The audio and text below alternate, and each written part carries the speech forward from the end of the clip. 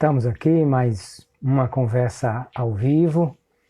Hoje nós iniciamos essa semana com uma série de conversas que vamos continuar realizando, trazendo pessoas que podem contribuir para o nosso crescimento e pessoas que podem estar trazendo conteúdo importante para nós, naquelas questões que são muito importantes para o nosso crescimento. E essa semana já começa bem interessante para nós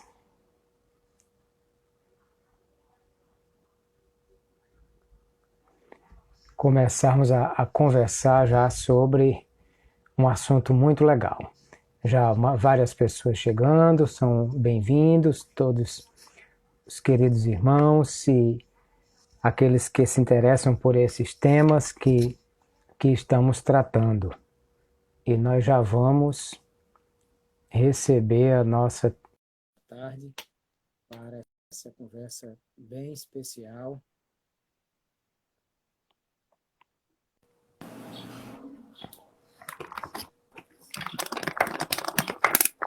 Vira do lado assim, Marta, que você... Vou virar.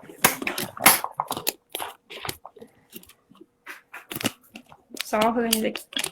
Tranquilo. Acho que deu, né? Sim. Meu suporte deu um probleminha aqui, mas Tranquilo. vou colocar de uma outra forma. Tá.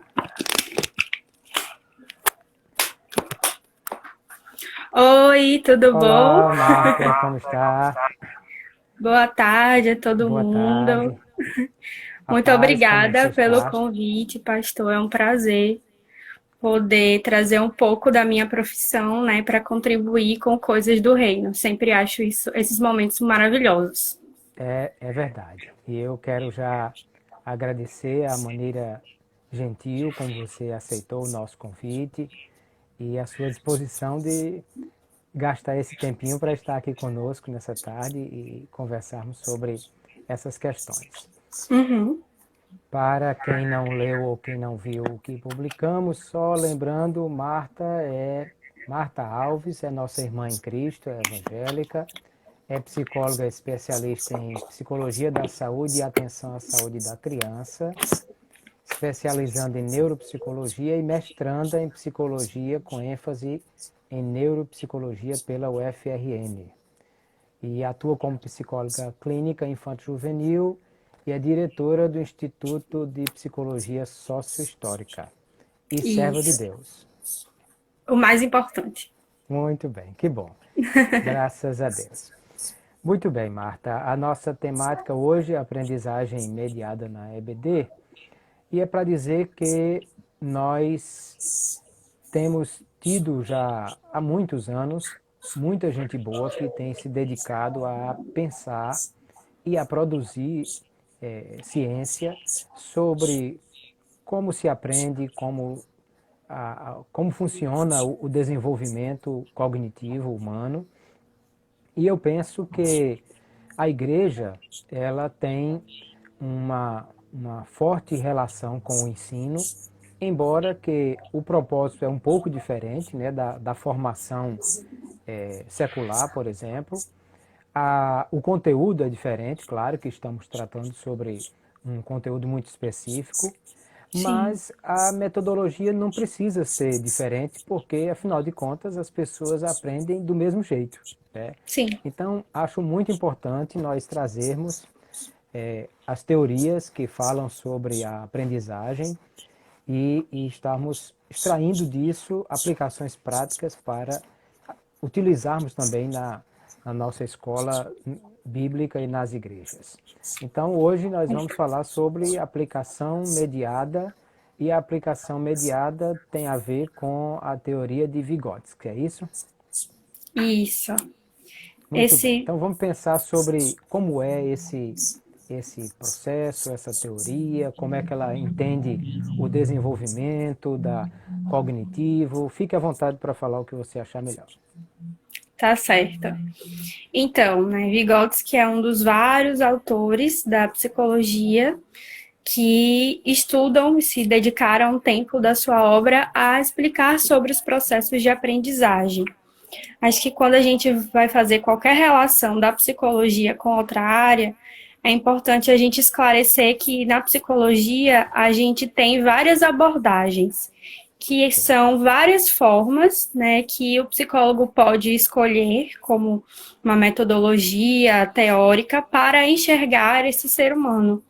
E aí, cada uma dessas abordagens vai enxergar, por exemplo, o aprendizado, o desenvolvimento, de uma forma diferente. Algumas têm muitos pontos em comum, outras têm coisas mais divergentes, mas a princípio eu acho que precisamos esclarecer isso, até porque nas próximas lives talvez tenham outras abordagens e algumas coisas vocês podem perceber algumas nuances diferentes, né? Então, como é que essa abordagem que eu falo sobre hoje, ela enxerga esse desenvolvimento? Ela vai perceber esse desenvolvimento como algo que acontece de forma mediada. E aí fica claro porque estamos falando de aprendizagem mediada, né? Então, a gente entende que, enquanto ser humano, nós temos aí um que a gente vai chamar de aparato biológico, que nada mais é do que o funcionamento, o que a gente tem de biológico que vai dar respaldo a algumas funções. Vamos dar um exemplo. Quando a gente fala em respiração, quais são os órgãos, qual é o aparato biológico que a gente já imagina? A gente já vai pensar no pulmão, a gente vai pensar no nariz, né? Coisas respiratório como um todo. Isso, a gente vai pensar nesse aparelho respiratório associado a essa função. E essa função ela já nasce pronta, né? Ela é uma função de sobrevivência, a gente nasce e já está funcionando. Cortou o cordão umbilical, a gente já tem aí a capacidade de respirar. Mas as funções psicológicas, elas funcionam no seu desenvolvimento de uma maneira diferente. Então, quando eu nasço, elas ainda não estão prontas, ainda não estão plenamente desenvolvidas. E esse desenvolvimento, ele vai acontecer através da mediação de um outro, de instrumentos, da cultura. A gente vai falar mais sobre cada um desses pontos, né, ao longo da live.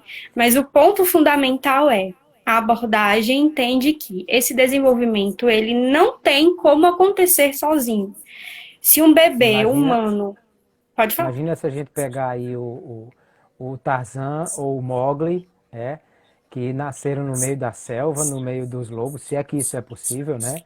ou no meio dos macacos, e de repente ele não se acha humano, ou ele não é humano no sentido pleno, porque ele não tem nem cultura, nem conhecimento, nem desenvolvimento humano, visto que falta exatamente esse outro para contribuir para esse desenvolvimento. E é um grande mito, na verdade, né? Porque a gente sabe que o bebê humano ele não sobrevive sem o cuidado de um outro.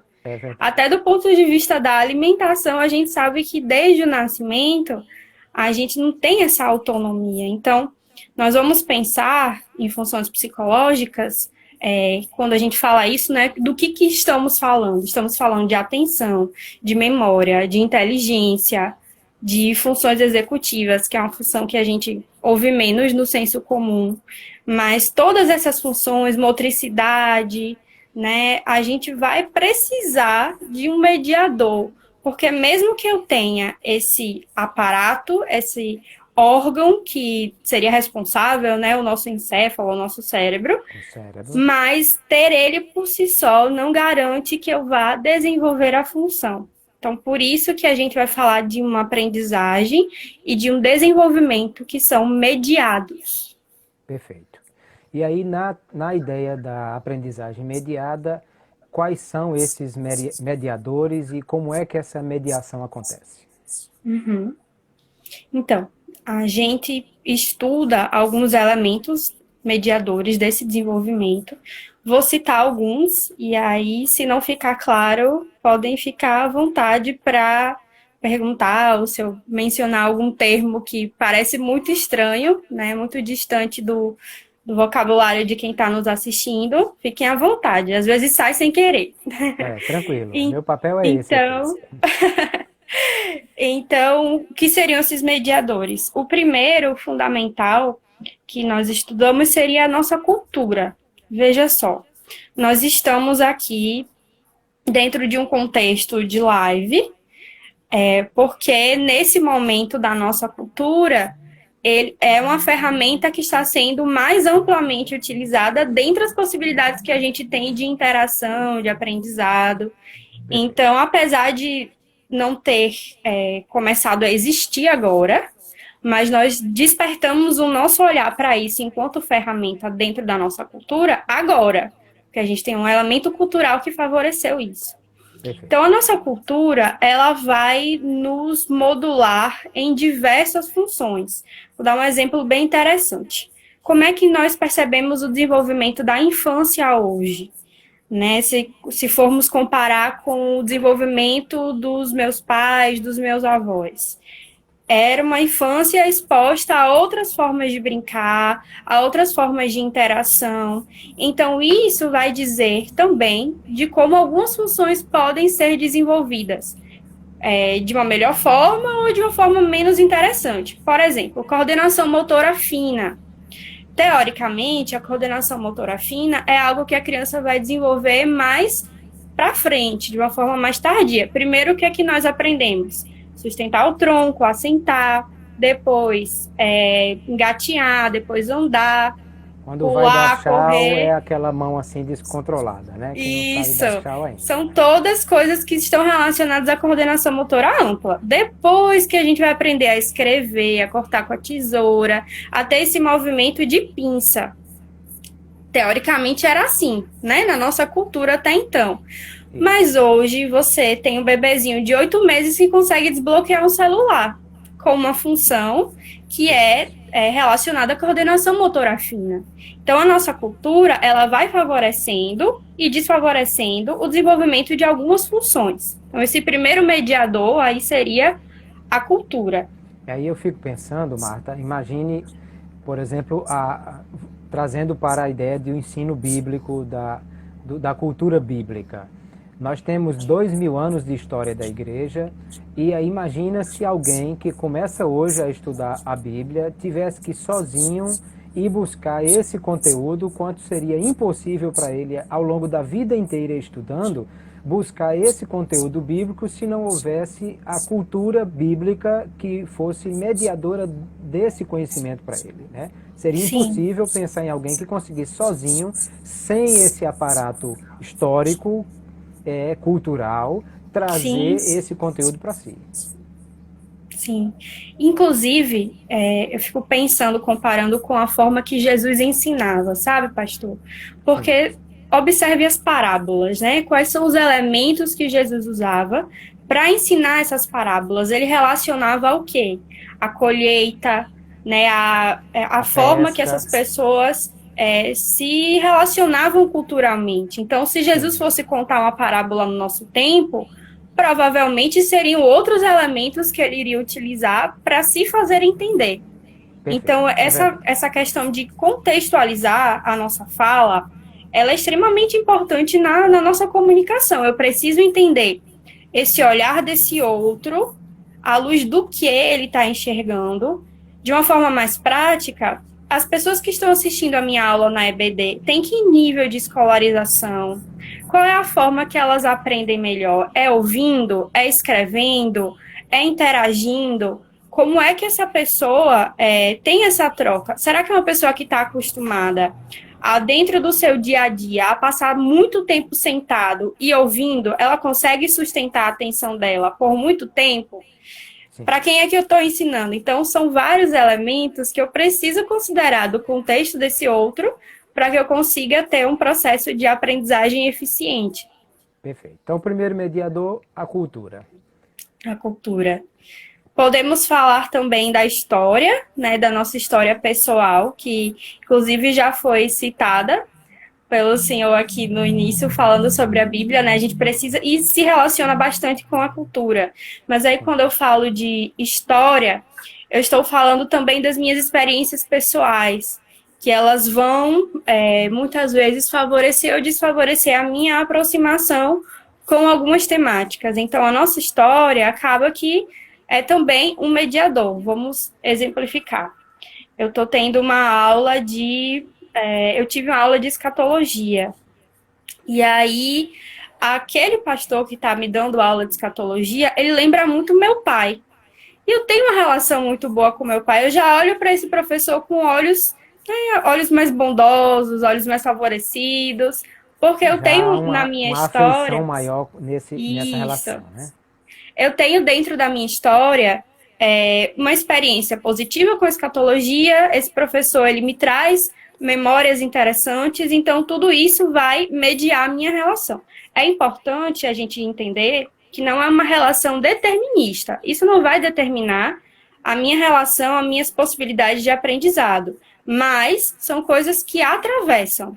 Essa cultura, ela atravessa, a minha história, ela atravessa, mas não é uma relação de determinação, até porque todos esses elementos mediadores, eles estão em interação. Inclusive, as funções psicológicas, a gente nunca tem uma atuando só. Aqui nessa live falando, eu estou usando a memória, resgatando exemplos, eu estou usando a atenção, porque eu preciso sustentar a minha atenção nesse assunto, eu estou usando o pensamento para organizar minhas ideias, eu estou usando a linguagem. Então, a nossa organização é como se fosse uma orquestra, né? Tem ali vários instrumentos ao mesmo tempo, formando uma melodia que faz sentido. Então, Perfeito. seria mais por aí. E tudo isso está trabalhando em conjunto na hora que o aluno também está aprendendo alguma coisa. Isso. Então, tem diversas funções ali em conjunto, favorecendo ou desfavorecendo esse processo de aprendizagem. Acho que a história é um mediador que a gente precisaria de bastante tempo para eu destrinchar melhor como que ele, de fato, intermedia esse processo. Mas, de uma maneira mais breve, seria isso, né? Seria a nossa história individual, seria a história, por exemplo, do que a gente está fazendo, por que que existe a cultura da EBD, né? Seria a gente pensar esses processos. Na hora que eu escolho a minha metodologia, ela vem da onde essa escolha, né? Há quanto tempo se utiliza essa metodologia?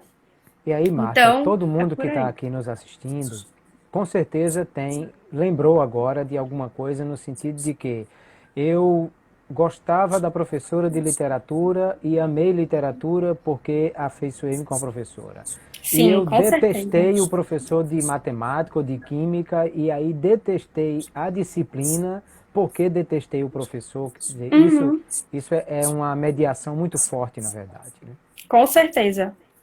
Esse afeto, né, que envolve as nossas relações, ele diz muita coisa, se relaciona também com a nossa motivação, né, com o nosso interesse, e aí já é um outro mediador, que seria o afeto, né, que acho que a gente nem estava tão programado para falar tanto dele, mas É verdade. o afeto é algo que realmente media muito as nossas relações, né, tudo que a gente faz está envolto de afeto, de emoções. Então, os afetos, não só na lógica da tristeza, da alegria, mas a sensação de ser agradável ou ser desagradável, de ser confortável ou ser desconfortável. Então, os afetos, na verdade, são um campo muito mais complexo do que parece. É verdade. E o professor? Onde é que o professor entra nesse meio aí?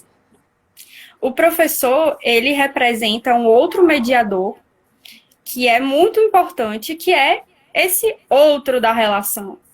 Alguém que está em relação comigo e que vai favorecer o meu aprendizado. Alguém que tem, numa lógica de desenvolvimento, numa lógica de aprendizagem, de repente já tem uma forma mais complexa de determinar ou de enxergar um determinado assunto e ele vai tentar mediar a minha forma de aprender algo que ele já conseguiu aprender. Então, o Perfeito. professor, ele seria alguém que vai favorecer a minha aprendizagem, ele vai tentar encontrar formas, né, de perceber em que ponto do desenvolvimento, em que ponto da aprendizagem daquele assunto, daquele conteúdo eu estou, e vai mediar essa forma, né, da minha aproximação com o conteúdo, com o desafio de aprendizagem. Perfeito. E aí, dentro dessa questão da teoria de Vygotsky, ele entende também que esse desenvolvimento tem níveis diferentes. Perfeito. E aí a gente vai falar de zona do desenvolvimento proximal, Muito né, bem. Então que vamos é pensar um... como são esses níveis, quais são os níveis e como é que eles se apresentam. Então, essa zona de desenvolvimento proximal seria o ponto ideal da intervenção e da mediação de um outro. Vou explicar o que é, eu sei que esse termo não é muito do nosso dia a dia, né? Perfeito. Então, seria aquelas coisas que eu conseguiria fazer, que eu já tenho aquele aparato biológico para fazer, mas eu ainda não aprendi. Vamos dar um exemplo. Não tem aquele brinquedo bem clássico de encaixe de bebês, você tem a forma do coração, da bola, do quadrado, e aí você tem a forma lá e tem que encaixar aquele brinquedo. Acho que todo mundo ou já teve esse brinquedo, ou conhece algum bebê que já teve esse brinquedo, e você tem que encaixar o círculo no círculo, o quadrado no quadrado. O bebê, a primeira vez que ele se depara, vamos dizer que ele se encontra com esse brinquedo aí com 5 meses. Ele vai olhar para esse brinquedo, mas ele não vai conseguir brincar com esse brinquedo da forma proposta. Por quê? Porque ele ainda não tem o aparato biológico para isso. Ele não tem ainda coordenação motora fina, ele ainda não tem esse nível de desenvolvimento da inteligência para compreender a problemática ali do brinquedo. Então, mesmo que eu tente mediar isso, com todo o meu amor, com toda a minha disponibilidade, mas ainda não está na zona de desenvolvimento das funções dessa criança que estão relacionadas ao que ele vai precisar executar. Perfeito. Mas aí vamos dizer que eu estou brincando com uma criança de 1 ano. Essa criança de 1 ano, ela já tem condições de entender essa lógica, forma e encaixe. Mas essa criança nunca teve uma aproximação com esse brinquedo. Então, ela nunca teve o desafio de encaixar. Nunca fez isso, não sabe como faz. Eu ofereço o brinquedo para a criança e ela tenta, por exemplo, encaixar a bola no quadrado. Não deu certo. Tenta o quadrado na bola, também não deu certo. E aí ela se irrita e desiste, porque não conseguiu. Eu chego perto e mostro para ela qual é a lógica da brincadeira. Que o círculo tem um lugar específico de ser encaixado. E aí, quando ela percebe a forma que eu faço... Ela diz, por que não explicou antes? Né? Ela entende, ela compreende. Mas sozinha, ela não conseguiria. Então, olha só. Isso é exatamente a ZDP de uma pessoa. É aquela aprendizagem que, com uma mediação, eu conseguiria desenvolver, mas sozinho eu ainda não consigo. Isso é o que a gente vai chamar de zona de desenvolvimento proximal. Ainda não é o seu desenvolvimento real, né? O seu desenvolvimento real é aquilo que você consegue fazer sozinho e sem ajuda. Uma criança, por exemplo, de 3 anos, talvez mesmo que eu não explique a lógica do brinquedo, ela olha, ela compreende e ela encaixa. Está na lógica do desenvolvimento real dessa criança. Então, nosso grande desafio, enquanto professor, enquanto psicólogo, enquanto pessoa que está se colocando nesse lugar de favorecer o desenvolvimento ou aprendizagem de um outro, é enxergar o que seria essa ZDP, essa zona de desenvolvimento proximal dessa pessoa que eu desejo mediar o aprendizado. Perfeito. Então vamos pensar assim, o que a criança, o aluno, vamos pensar em escola, né? O que o aluno já sabe é aquilo que faz parte do seu desenvolvimento real. Isso. Aquilo que ele não sabe, mas que pode atingir com a ajuda do mediador ou com a ajuda do professor, é o seu desenvolvimento potencial. E aí nós precisamos encontrar exatamente esse espaço, né, entre o desenvolvimento real e o desenvolvimento potencial, que seria a zona de desenvolvimento proximal. Aí é onde o professor vai atuar. Isso, exatamente aí. E com base em que essa zona é criada, né? Com base nas funções anteriores que eu já desenvolvi, que eu preciso de suporte para essa atividade. Então, quando é que a criança vai aprender a andar? Quando ela já tem, eu volto o mesmo exemplo, quando ela já tem a sustentação do pescoço, depois do tronco, depois ela já aprendeu a coordenar o movimento de engatear, então ela tem todo esse tônus muscular, que é pré-requisito para isso, ela vai conseguir desenvolver.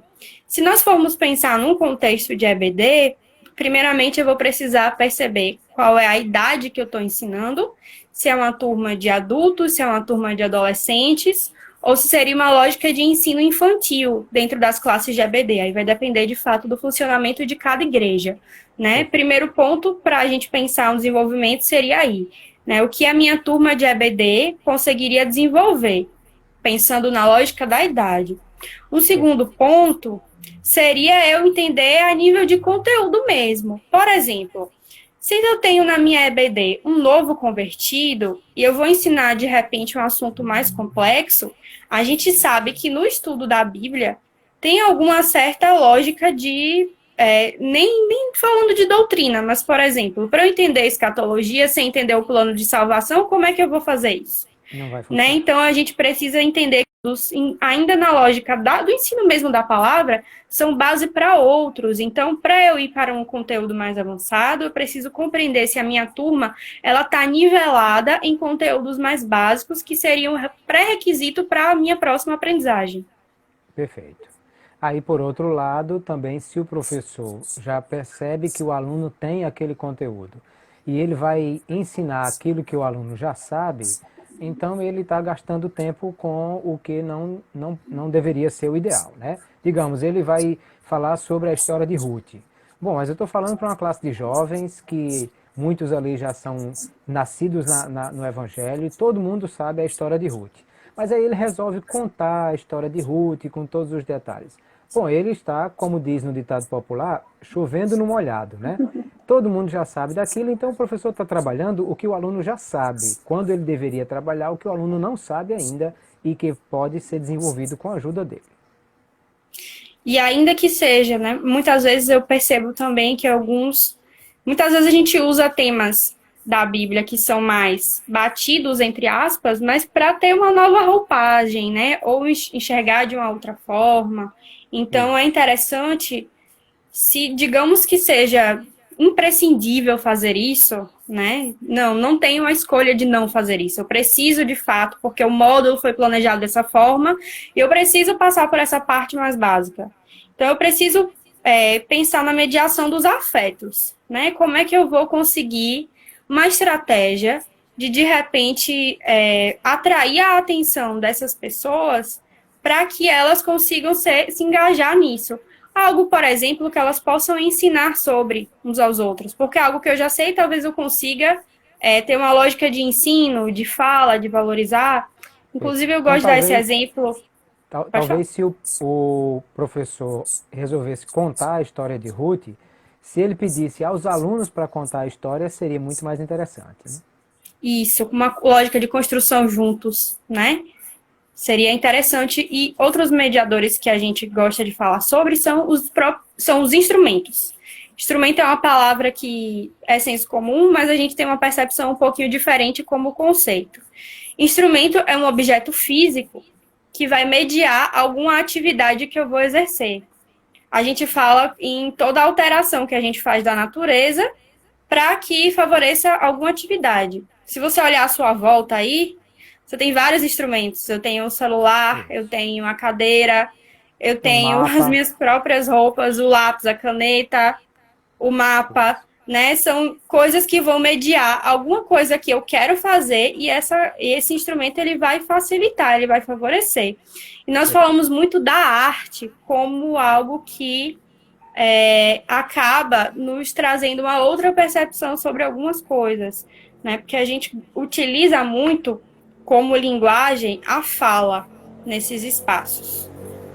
A linguagem verbal, né? Mas a arte, ela traz outras possibilidades de expressão, outras possibilidades de enxergar a mesma temática. Então, imagina se ao invés do professor chegar e contar a história de Ruth, se ele pedisse para os alunos apresentarem uma enquete, uma peça sobre a história, aí nós deixaríamos essa turma trabalhar e teríamos uma interação muito mais interessante nessa classe do que o professor chegar e contar essa história que todo mundo já sabe. Isso. Inclusive, eu gosto de dar um exemplo que eu trabalho no consultório muito com crianças e adolescentes, né? E muitas vezes tem livros de histórias infantis que são instrumentos interessantes para adolescentes. Mas aí a gente tem um desafio, porque adolescente ele não gosta de ser infantilizado, né? Se você infantilizar um adolescente, você vai ter um problema. É verdade. Então, a forma como você propõe, né, tendo aí a linguagem como mediadora, a gente perceber como a gente utiliza a linguagem faz toda a diferença. Se eu pegar um livro e falar assim, olha, vamos ler esse livro, acho que você vai gostar dessa história, esse adolescente vai se sentir infantilizado no mesmo momento. Na hora que eu pego o mesmo livro e falo, olha, tem até um livro aqui, eu não sei se você gostava dele quando você era criança, olha aqui, você lembra desse livro? Né? Olha como eu estou fazendo um demarcador diferente. Isso. Eu estou associando esse livro a uma outra fase da vida dele. E aí eu trago para ele como uma recordação. Então, é a mesma proposta, mas eu estou colocando de uma maneira diferente. E essas pequenas coisas a gente precisa observar, porque muda completamente a forma como a gente recebe uma mesma proposta. Eu vejo muito isso nas classes de adolescentes e até de jovens, às vezes juvenis na nossa EBD, que às vezes a linguagem da revista, bom, primeiro a revista foi feita para alcançar o Brasil inteiro. Então, eu tenho que pensar que nem sempre aquele adolescente do sertão ou do Pantanal ou do Amazonas vai estar no mesmo nível do adolescente das grandes capitais. Sim. Só que se o professor não consegue trabalhar isso dessa forma, então a primeira coisa que acontece é isso que você falou. O adolescente se sente infantilizado e aí é terrível porque ele não gosta de ser tratado como criança. Quando ele diz assim, olha, isso aqui era quando você era menino, aí já muda completamente a realidade da coisa.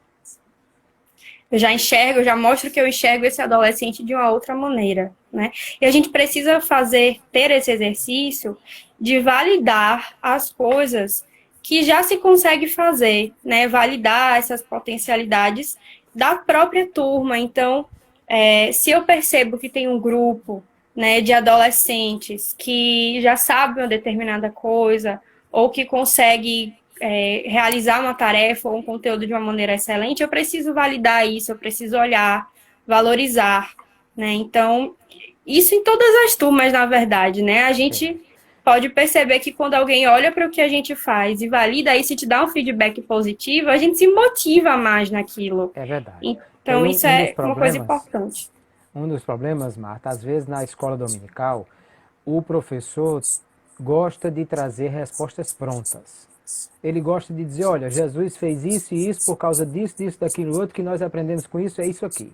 E aí ele não deixa espaço para a conquista dos alunos, para o aluno conquistar alguma coisa, né? Ele mostrar que aprendeu, que desenvolveu. Então era muito mais fácil, ou seria muito mais interessante trazer uma situação, problema e deixar o aluno trabalhar isso, do que já trazer a resposta pronta e isso não motiva ninguém. Inclusive, pastor, isso traz um outro esclarecimento que mediar não é eu mostrar. Mediar é eu construir junto. São coisas diferentes. Se eu te contar uma história, se eu te explicar um assunto, eu posso favorecer até o seu aprendizado.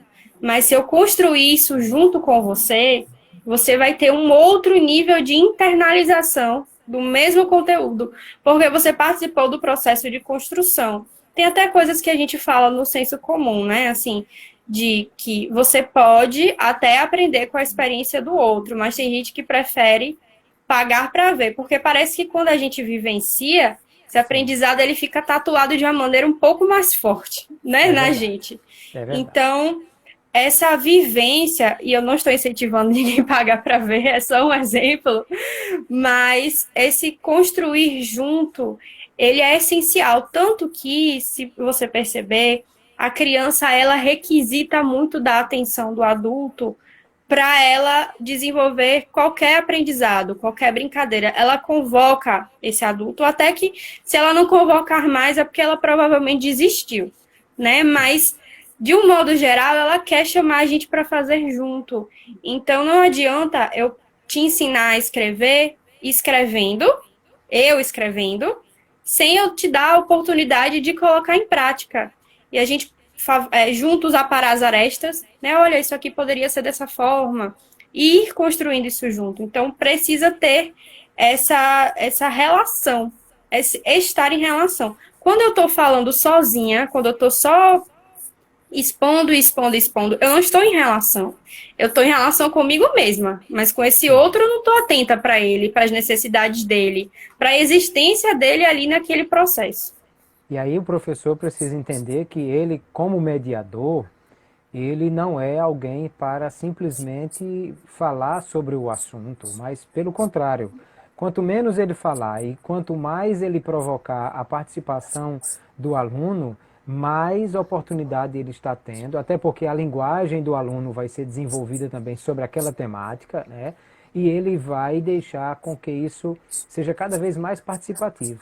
Aí Perfeito. a ideia da zona de desenvolvimento proximal, quer dizer, o professor conseguir achar isso aí, o que o aluno já sabe, como eu conduzi-lo a chegar aonde eu quero que ele chegue, aonde ele pode chegar com as suas próprias pernas, com a minha mediação. Uhum. E essas vivências, é interessante a gente pensar que tanto as pessoas elas são únicas, elas aprendem a mesma coisa, mas de formas diferentes. Como, por exemplo, se eu te der uma tarefa de contar, calcula aí quem está assistindo a gente quanto é 20 mais 25. A gente pode utilizar várias estratégias. Eu posso contar nos dedos, eu posso usar a calculadora, eu posso partir para lápis e papel. Então, a tarefa é a mesma, mas cada um pode adotar uma estratégia diferente de aprendizado. Isso mostra que nós temos rotas no nosso cérebro que podem, rotas diferentes que podem levar a resultados semelhantes. Por exemplo, nos dedos eu estou usando a habilidade motora. Se eu fizer de cabeça, eu estou utilizando a minha memória. Se eu utilizo a calculadora, eu preciso de um conhecimento cultural e técnico daquele aparelho, né? Então, eu trago isso para a gente pensar nas estratégias de aprendizagem, não só individuais, mas enquanto grupo. Se eu ensino há muito tempo no EBD, eu preciso entender que mesmo que seja a mesma apostila que me embasa, são grupos diferentes. Assim como individualmente a gente tem desenvolvimento diferente, cada grupo ele estabelece uma relação diferente. E existe uma potência muito grande no grupo. Raramente, eu nunca ouvi falar, pelo menos de EBD, que é ensino 1 a 1. É um ensino de grupo. Então, eu preciso compreender... Pode falar. E aí pensar também que o mediador pode não ser somente o professor, mas o outro aluno também. Isso. O outro da relação não é só o professor, tem vários outros ali naquela sala. Pode ser os pais, se a criança de repente leva alguma tarefa para fazer em casa, né? Isso. Então, esse grupo ele precisa ser visto e a gente precisa enxergar a potência do grupo. Porque muitas vezes a gente percebe muito mais facilmente a problemática do grupo, né? Se fulano com fulano se junta, a coisa não dá muito certo, né? Então, essa potência do grupo, que ela existe, ela é real, precisa ser enxergada. A cada grupo, eu preciso pensar algumas estratégias específicas.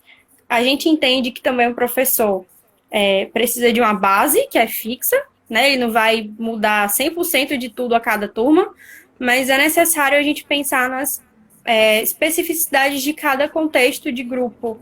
Isso também é perceber a ZDP do grupo, né? Então, não só a ZDP da pessoa, mas a ZDP daquele grupo. Às vezes um grupo caminha mais rápido, outro grupo gosta de destrinchar, gosta de perceber as minúcias, o outro gosta do contexto mais geral. E eu conseguir perceber essa peculiaridade do grupo vai com certeza favorecer o aprendizado da turma.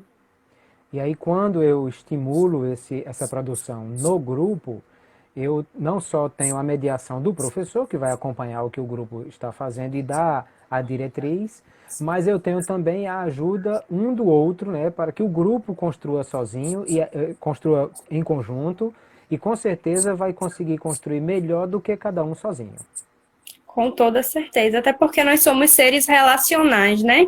Olha aí como é que a gente está nesse isolamento. Todo mundo confinado, sem esse contato próximo. Como a gente fala de sentir falta dessa relação, né? Esses dias eu estava conversando com um amigo que ele nem é muito disso, assim, de ter o contato tão próximo, e ele falou, olha, eu não sou uma pessoa de ter o contato muito próximo, mas eu tô com um contato tão zerado que eu estou sentindo falta disso.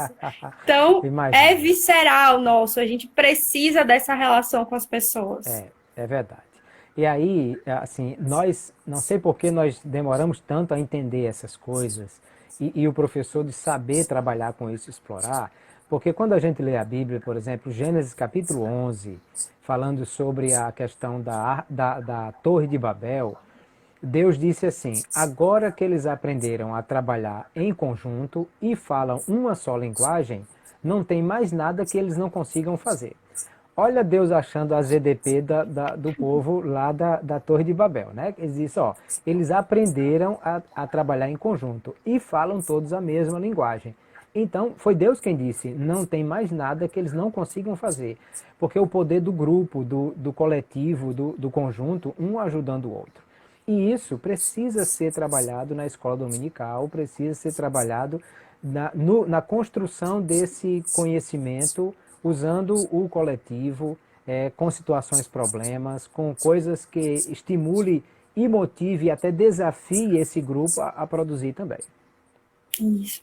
E perceba que a gente ter a mesma linguagem é diferente da gente falar a mesma língua, né? Eu ter a mesma linguagem que você diz muito também de nós termos um objetivo em comum ali. Perfeito. Então, se a gente está numa turma e eu, como professor, tenho objetivo, eu sei o objetivo daquela turma, mas será que esse objetivo está claro para os alunos? Porque se desde sempre eu estou na igreja e desde sempre eu ouço falar em EBD, parece que as pessoas subentendem que eu sei o que é aquilo e qual é a importância disso. Mas será que eu internalizei mesmo isso? Ou é só um conceito que eu ouço tanto que eu encaixei na minha cabeça? Porque, veja só, tem muitos conceitos que a gente utiliza de uma forma automática, mas se eu falar assim, ei, conceitue para mim o que é funções psicológicas superiores, aí a gente fica assim, eita, eu acho que eu sei, mas não sei se sei o que sei, tá certo. Sim, Porque são conceitos que a gente fala tanto que a gente nem lembra qual foi o momento que nós aprendemos isso. A gente chama isso de memória semântica, né? São coisas que eu aprendi, mas eu não consigo me recordar qual é o momento e o lugar que eu aprendi, que eu adquiri esse aprendizado. Então, eu preciso perceber qual é o significado que é dado para aquele momento. Eu sei que isso é muito psicólogo, talvez o professor não se atente a não, isso. mas é né? muito importante, porque assim, se o professor vai dar uma aula, por exemplo, a aula ela tem a ver com a história de Ruth. Vamos continuar com a mesma história que a gente está desde o início. Mas qual é o objetivo dessa aula? É falar sobre Ruth, é falar sobre a relação de Ruth com a sua sogra ou com o futuro marido, ou é para falar de Ruth como alguém que está na linhagem do Messias, ou seja, é a mesma história, mas o objetivo da aula não é o mesmo, e é preciso ficar claro para o aluno qual é esse objetivo, para que nós possamos construir juntos algo que possa chegar a atingir o objetivo que foi proposto para a aula.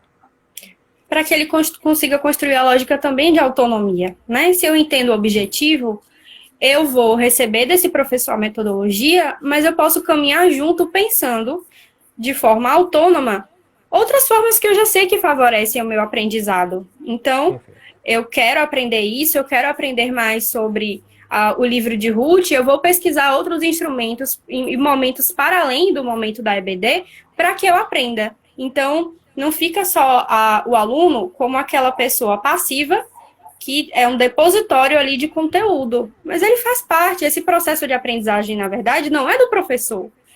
O protagonista da aprendizagem é o aluno, é nele que vai acontecer o processo de aprendizagem, então ele precisa realmente estar intimamente ligado a esse processo, enquanto o significado que ele dá, enquanto compreensão do objetivo. Muitas vezes uma coisa que a gente acha que significa e que está claro, não é a mesma maneira que essa pessoa internaliza, né? Tem um conceito que a gente usa muito, que é os signos como instrumentos. Veja só, eu até dei uma pausa aqui dramática nesse momento, porque eu queria perguntar para quem nos assiste o que vocês entendem por signo. O que essa palavra remete para vocês? Do que vocês acham que eu estou falando se eu falar que o signo é importante? Vai que alguém pensa que é do zodíaco, né? Deixa eles falarem. O que vem na cabeça de vocês? Né? Olha, o pastor convidou uma menina aí que está misturando as coisas já. Ela já vai trazer umas coisas erradas. Isso. Mas o signo, para mim, significa uma outra coisa. Quando um psicólogo que estuda a abordagem fala em utilizar signo, não tem qualquer relação com os signos do zodíaco, nem próximo. Né? Eu estou falando de uma outra coisa, mas se eu não explico para você, eu só falo aqui nessa live, olha, a gente tem que levar em consideração o signo.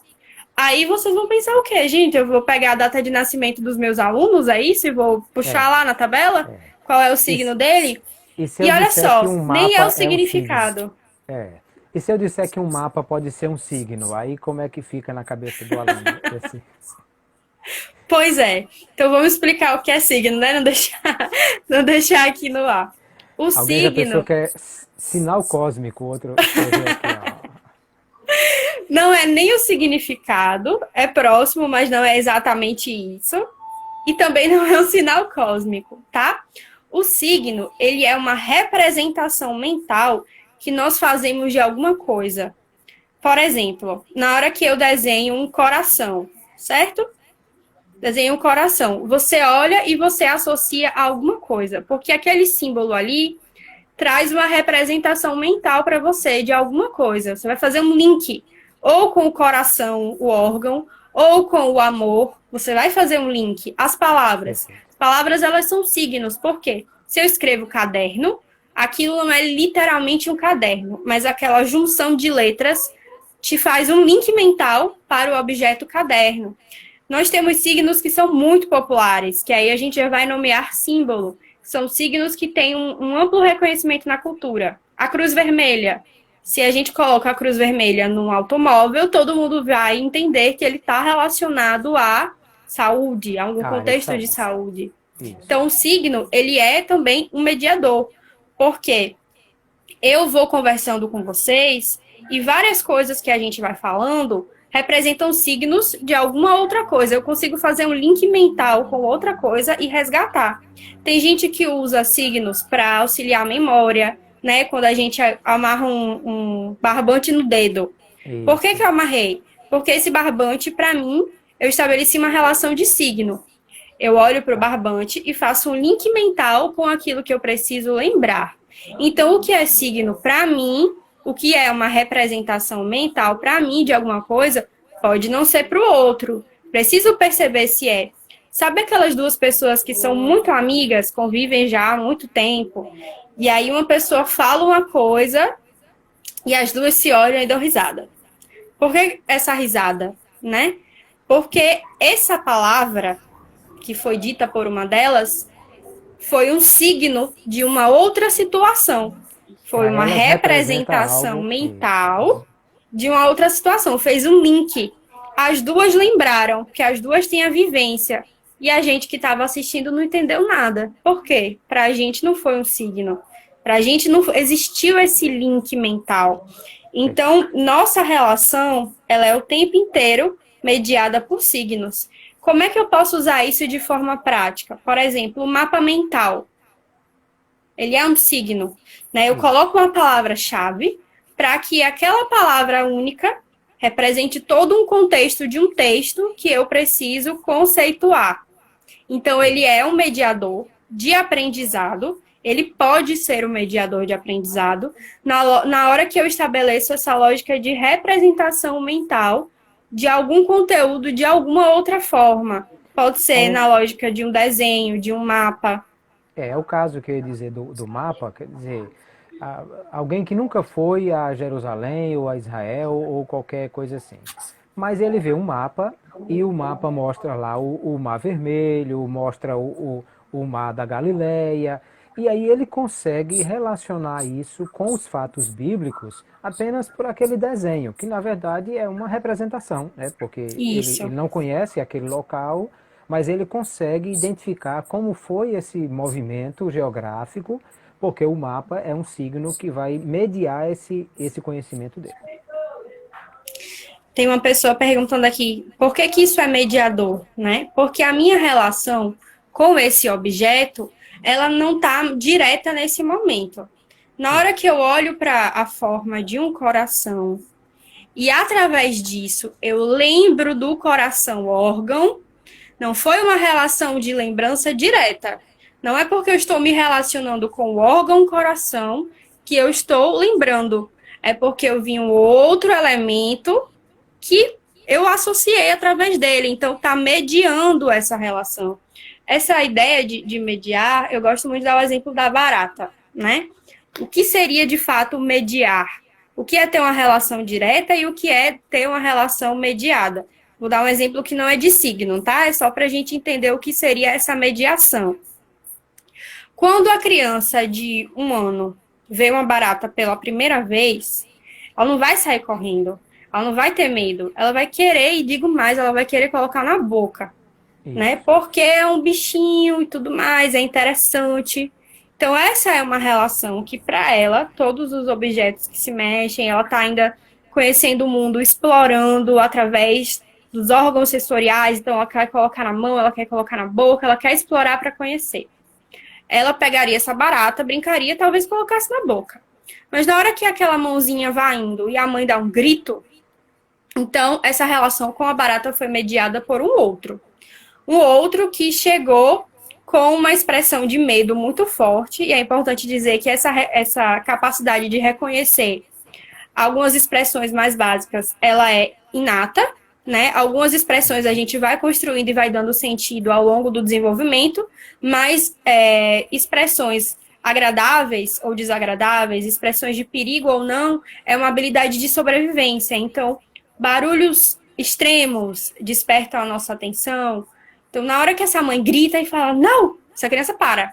Eita, o cuidador, a pessoa que está sempre comigo, tá com medo, vê esse objeto como um perigo. Então, de repente, a minha relação com essa barata, que era de um objeto interessante, vai ser mediada por um outro que traz o elemento medo. Será que eu tenho que ter medo desse objeto? Trouxe um elemento nessa relação. Isso. E isso vai ser construído de maneira que lá na frente já está internalizado pela criança. Isso. São processos que a gente vai vivenciando. No momento que ele se torna uma aprendizagem, algo que eu consigo realizar ou de forma automática, ou tenho facilidade em compreender, em perceber, em desempenhar, é algo que eu consegui colocar lá no meu repertório de aprendizagem, e isso vai ser algo internalizado. Eu já sei, eu já consigo desempenhar. Isso, Marta, é muito importante para o professor entender, porque ele vai perceber o quê? Quanto mais mediadores tiver nesse aprendizado, maior esse aprendizado vai ser, ou melhor vai ser esse aprendizado, né? Quanto mais mediadores envolvidos, mais rico vai ser esse desenvolvimento. E aí não dá para a gente pensar numa aula que a gente não possa explorar todos os signos, todos os mediadores que possam ser úteis nesse momento, né? Se eu tenho o mapa, se eu tenho a figura, se eu tenho a linguagem, se eu tenho o brinquedo, se eu tenho tudo que eu puder utilizar para tornar mais rico mais rica essa mediação, são mais mediadores envolvidos nessa questão. Isso. Elisandro fez uma pergunta e pode sim, pode e deve, né? Como a gente falou um pouquinho no começo, a gente fala de forma isolada por uma questão didática, mas a nossa relação com o mundo, ela é sempre atravessada por muitas coisas ao mesmo tempo. Então, na hora que eu vejo, eu tenho o mediador do signo, eu tenho também ali a mediação da linguagem, que dá sentido a esse signo, eu tenho os afetos relacionados à utilização desse signo, então tudo isso vai acontecendo junto, né? Então, faz todo sentido a sua pergunta e pode sim. E aí, quanto mais mediadores eu tiver, né, que envolve a emoção, que envolve o afeto, que envolve a construção de todas essas questões, aí isso também vai me motivando mais, né? Vai trazendo outros elementos para essa internalização. E é importante que sejam coisas que façam sentido. Eu reforço isso, porque não adianta eu colocar infinitos instrumentos, mediações, arte, várias coisas, se isso não faz sentido, né? Então, quando, por exemplo, eu atendo adolescentes, o que é que eu utilizo muito? Séries. É algo que está muito relacionado ao universo do adolescente. E muitas vezes ajuda a dar sentido a muitas coisas. Vamos entender como é que esse personagem que eu admiro age, quais são as qualidades, quais são as habilidades, para ajudar a minha capacidade de reconhecer em mim minhas habilidades e qualidades. Então, olha só, eu utilizei um instrumento mediador, mas que faz sentido para o contexto daquele adolescente. Se eu for, talvez, utilizar esse mesmo instrumento com um idoso que não tenha a mesma relação com a tecnologia, para ele talvez não seja nem um mediador, posso não estar mediando nada naquele processo de aprendizagem, porque para ele não faz o menor sentido. Então, nós Outro dia, Marta, precisamos pode perceber o que continuar. de fato representa uma mediação. Tudo Ok. pode ser uma mediação ou não. É. Outro dia eu fui dar uma palestra numa igreja e eu falando sobre essa ideia de alguém que estava morto espiritualmente, mas que estava andando, conversando e tal. Aí eu falei, isso só pode ser The Walking Dead. Os adolescentes riram e alguns adultos mais idosos ficaram olhando assim para mim, como quem diz assim, o quê? Não entendi nada, né? Porque alguns não estavam acompanhando a série e não sabiam o que que era. Aí, bom, mas tem tudo a ver com a zona de desenvolvimento proximal do meu público, do meu aluno, com o que é que eu estou trabalhando, aquilo que ele já sabe, aonde ele pode chegar com o que eu estou fazendo. Nós temos Isso, ainda 4 minutos, Marta. Você já caminha para encerrar essa conversa. ok. Fechando, né, isso diz também de um ponto que a gente acabou não falando tanto, mas da linguagem que eu vou utilizar, dos exemplos que eu vou utilizar, da forma como eu vou trazer o conteúdo. Seria uma linguagem mais formal, uma linguagem mais descontraída, mais divertida. Que exemplos eu vou utilizar para fazer links, tudo isso pode favorecer o aprendizado. Acho que, de um modo geral, a gente conseguiu contemplar, né, a teoria. Agradecer o convite, agradecer esse momento, as pessoas que falaram, que perguntaram. A gente talvez não tenha respondido todos, mas se ficou alguma dúvida, vocês podem me enviar, que eu respondo de uma maneira individual. Tá certo? Obrigado, pastor, pelo convite. Parabéns pela Perfeito. sua iniciativa, Ah, né, de amém. agrupar outros conhecimentos que possam instrumentalizar coisas que nós fazemos na igreja. Achei isso fantástico. É verdade. Obrigado. Eu agradeço, Marta, a forma gentil como atendeu o nosso convite. Eu quero mandar um abraço aqui, o pastor Ciro Zibordi, pastor Hércules estava aqui conosco, Naama está nos assistindo também, né? E todos esses queridos irmãos e irmãs que estão aqui é, sobre essas questões, como nós precisamos pensar, porque assim, a cultura, o aprendizado, o desenvolvimento humano já evoluiu em muitas coisas. E muitas vezes nós deixamos isso de fora de igreja, pensamos que igreja é só as coisas, são só as coisas do céu. Mas se o aprendizado e o desenvolvimento humano já foi estudado para tudo isso que representa esse desenvolvimento, então nada melhor do que trazer isso para nós sabermos como fazer melhor aquilo que é do reino de Deus também, né? Os irmãos estão falando sobre isso e essa semana nós vamos ter outra live na quinta-feira com a professora Márcia Braz, que vamos falar de aprendizagem significativa. Aí vamos trazer outro teórico, né? David Alsubel, para falar sobre essa questão também. E com isso nós vamos trazendo esse entendimento, né, para melhorar a maneira como o professor pensa no seu aluno, como ele pensa em planejar a sua aula, os instrumentos que ele pensa em trazer para essa questão, e tudo isso realmente é muito importante. Marta, sucesso em tudo que você tem feito, na, na, no- Obrigada. na sua atividade na igreja também, no Instituto, e que Deus continue abençoando a sua vida. Mais uma vez, muito obrigado por se dispor a vir compartilhar conosco esse assunto que o pessoal gostou muito. E a todos os queridos irmãos que estão conosco, muito obrigado. Lembrando que as lives serão salvas, eu estou publicando, gravando no meu canal no YouTube. Então, quem perdeu agora vai ficar ainda por 24 horas disponível no Stories e depois estará disponível também no canal do YouTube. Daí a gente não perde esse conteúdo que foi tão rico e tão extraordinário. Deus abençoe você, Marta. Um abraço, a paz do Senhor e a todos que estão conosco também. Amém. Tchau, tchau, gente. Obrigada. Tchau e a todos. Amanhã nós continuamos com outras lives a semana inteira. e vamos estar cada dia buscando esse tipo de conteúdo, aproveitando esse momento para a gente crescer no conhecimento, naquilo que nós podemos agora fazer de melhor para voltar melhor depois dessa pandemia. Deus abençoe a todos, fiquem na paz do Senhor.